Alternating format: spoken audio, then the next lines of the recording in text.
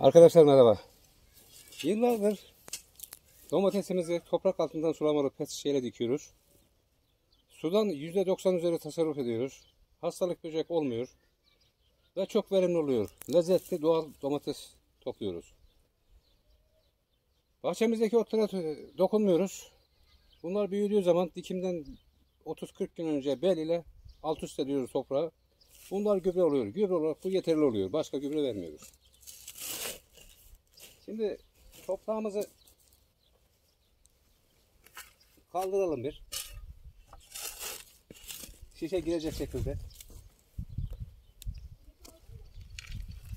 Bu sene kenarlarında bu şekilde çevirdim ki yağmur sularından toprak suyunu iyice alsın. Susuz'a yakın bir domates yetiştirelim.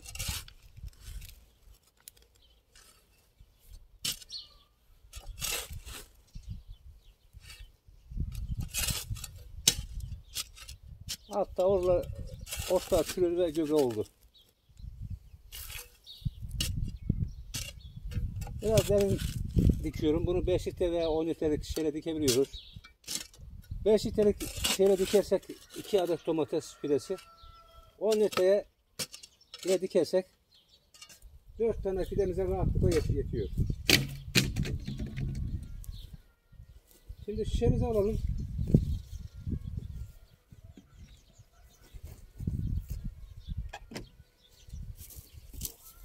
Şişeyi aldık. Şimdi üstten 1, 2, 3. boğumdan bir delik deliyoruz. Matkapla veya beşlik çiviyle. Bu hava alması için. Şişemizi.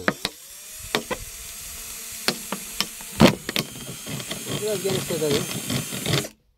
Biraz geniş olması gerekiyor. Şimdi alttan 3. boğumdan 1, 2, 3. Şişe çevresine 4 tane delik vereceğiz.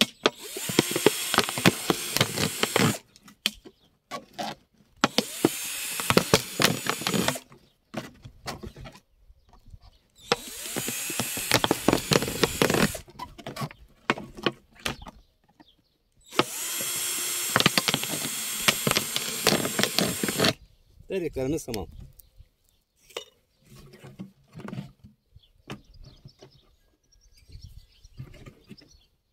Şimdi bu deldiğimiz delikler toprağın 15 santim altında kalacak. O şekilde kenarını dolduruyoruz.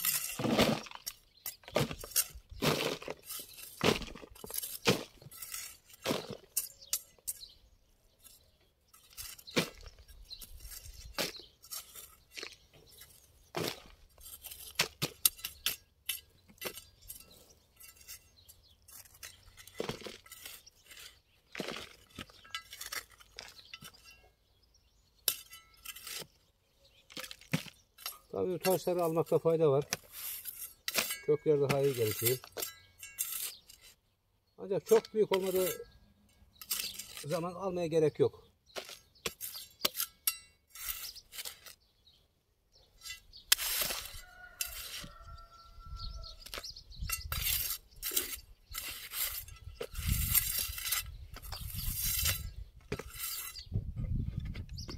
Şişemizin kapağını açalım. Şimdi domateslerde çoğunlukla ilk veren domateslerde dipte çürüme olur. Domates çürür, bozulur. Bunun sebebi şu. Toprakta kalsiyum gübresi var ancak bitkinin alacağı formda değil. Evdeki yumurtalarımız, bunlar kendi yumurtalarımız. Bunların kabuklarını atmıyoruz. Şöyle ayağımızla bunu bastıracağız. Bir poşete koyduk. İyice bastıralım, ezilsin. Ne kadar ezilirse o kadar iyi oluyor. Bu bitkimize kalsiyum gübresi verecek. Bunda değişik mineraller de var. Çok faydalı.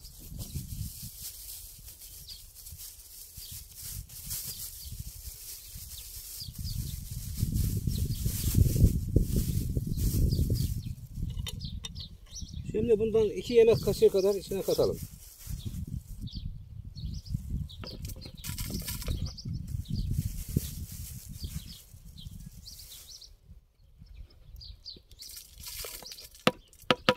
Şu an için bu yeterli. Şimdi toprağımızdan da biraz alıp içine katalım. Bu topraktaki canlılar da bunları bitkinin alacağı forma getirecek. Hem alttaki delikleri kapatırız biraz. Şu akışı yavaşlar.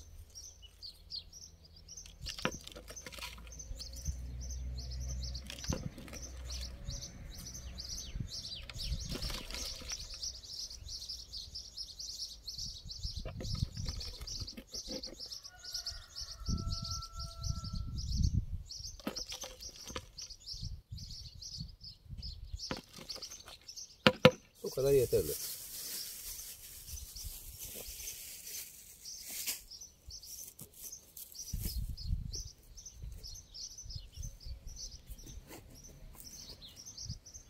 Şimdi buna biraz elma sirkesi katacağız. Elmaları suyun içine 2 ay kadar önce koyduk. 2-3 tane çürümüş elma vardı. Şişe kapağını hafif böyle deldik. Şu şekilde. Hava alması için. Ve bu sirke haline geldi. Biraz sirke ilave edelim.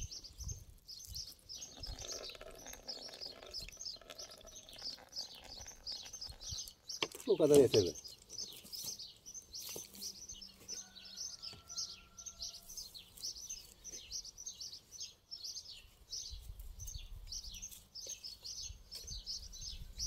Şimdi bunlar kendi domateslerimiz. Seramızda yetiştirdik ve diktik.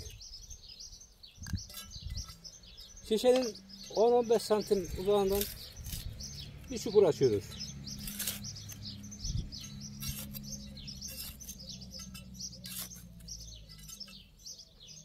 Domatesimizi buraya dikeceğiz. Şimdi bu uzamış, bunu yan olarak yatıracağız. Daha iyi köklenir çünkü.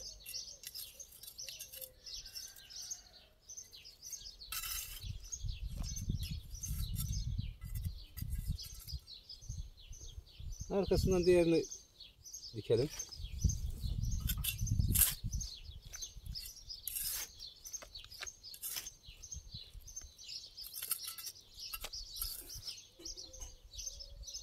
Yine hafif yan yatıralım da gömelim toprağı.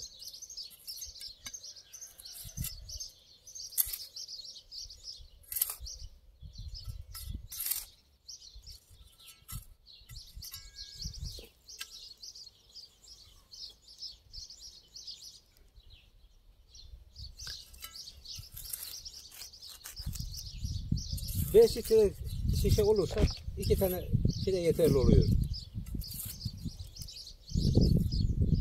Bunu da yine yan yatıralım.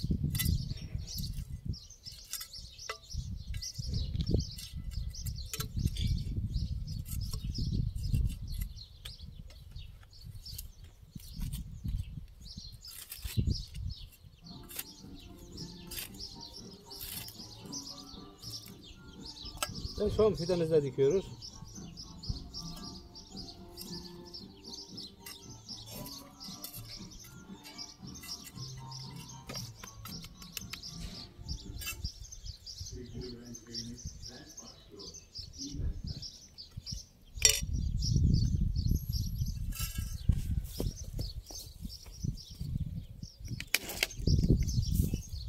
Beş litrelik şişemizin kapağını bu şekilde çiviyle deldik.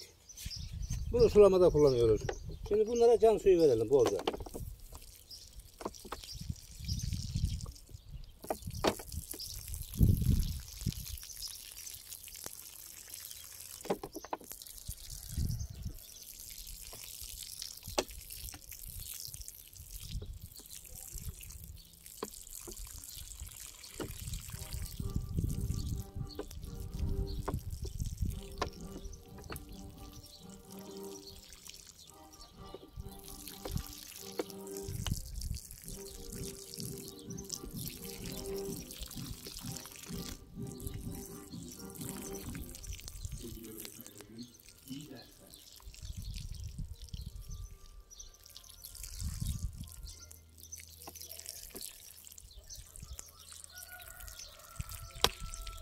Bu kadar yeterli.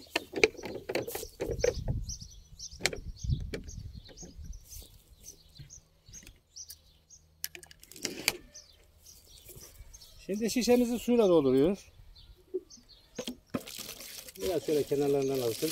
Evet.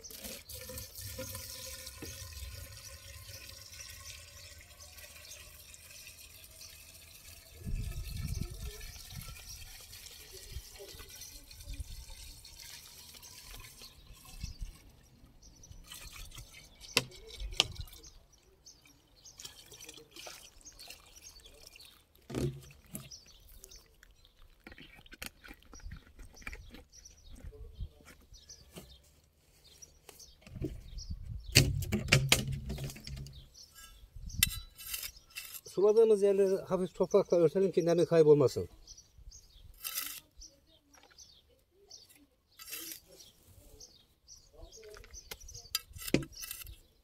Öyle kapatıyoruz hafif. Bastırmaya gerek yok.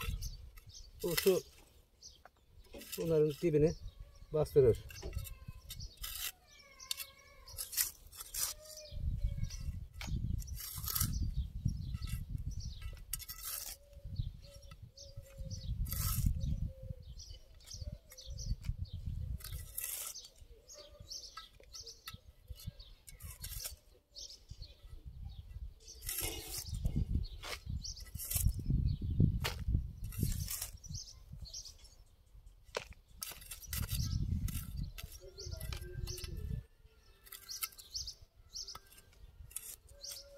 Şimdi bu fidelerimiz ilk anda yan yatar biraz. Akşam serininden sonra düzelir.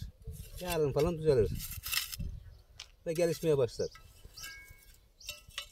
Şişeye doldurduğumuz su alt deliklerden, üstteki deliklerden yavaş yavaş akar ve toprağı yanlara ve çok yanlara ve derinlere ıslatır. Bitki kökleri de suyu ve nemi takip ederek çok geniş bir alana yayılır. Yani besinini bulmakta zorluk çekmez. Şimdi bunu topraksız diktiğimiz için 3. gün ve 10. gün hafif bir su daha vereceğiz durumuna bakıp. Arkasından hiç su vermeyeceğiz. Bunlar büyüyene kadar. 15-20 santim olduğu zaman diplerini doldurup bırakacağız çapalayıp hafif. Çiçek açana kadar. Havalar serin giderse, böyle serin giderse. Çiçek açana kadar su vermiyoruz. Sadece bir çapalıyoruz. Çiçek açıp da domatesleri gördüğümüz zaman şişeyi tekrar dolduruyoruz. Sulama şu şekilde oluyor. Ben şöyle yapıyorum. Domateslerin yaprakları koyu yeşil olmuşsa veya büzüşmeye başlamışsa su veriyorum.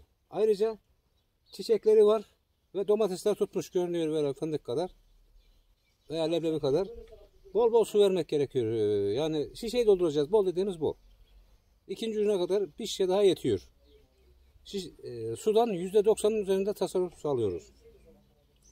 Şimdi burada gübre kullanmıyoruz. İlaç da kullanmıyoruz çünkü yeterli kadar su veriyoruz. Hiçbir böcek olmuyor. Tüm böcekler aşırı sulu bitkilerin yapraklarına gelir. Susuz bitkiye, sert yaprak bitkiye hiçbir böcek gelmez. Yani bir böceklenme olmuyor. Ara sıra da yumurta kabuklarımız olduğu zaman yine böyle takviye ediyoruz. 1-2 kaşık. Ayda bir, 40-45 günde bir, fark etmez olduğu kadar. Domateste çürüme olmuyor. Yoksa diplerinden çürüme yapıyor. %25-30 zayiat oluyor. Bunda ilaç kullanmıyoruz. İlaç kullanmadığımız için tozlayıcı böcekler rahatlıkla geliyor. İlaç kullanırsak faydalı böcekler de ölüyor zararlı böceklerin yanında ve tozlanma olmuyor. Tozlanma problemi olmuyor ilaç vermezsek. Domatesleri kesinlikle budamıyorum. Budadığınız zaman bitki budadığınız yerdeki yaraları kapatmaya çalışıyor. 10-15 gün kaybediyoruz. Ve strese giriyor. Ancak budamazsak bütün dalları çiçek doluyor. Diğer videolarımızda var. Önceki videolarımızda. Aralık ayına kadar, don olana kadar bu bitkiler az veya çok sıcak havalarda domates verecek, domates alacağız. Bu ektiğimiz domates, yani asıl domates bu. Tamamen gübresiz, ilaçsız, kendi halinde budanmadan veren domatesler. Bunlar büyüyecek, toprağı kapatacak. Ne kadar çok kapatırsa o kadar iyi, çünkü toprak ısınmıyor. Toprak ısındığı zaman köklere zarar oluyor, kökler çalışmıyor. Şimdi bu koyduğumuz sirke ve toprak içindeki canlılar alttan toprağı canlandırıyor. Toprak canlanıyor. Bunlar çalışmaya başlıyor. Ve gübre oluyor. Gübreli toprak oluyor bu. Gördüğünüz gibi belle çok rahatlıkla eşiliyor. Önceden kesinlikle kazmayla biraz zor eşilirdi burası. Bunun yüzünden böyle yaptığımız için düzeliyor. Teşekkürler. Tekrar görüşmek üzere.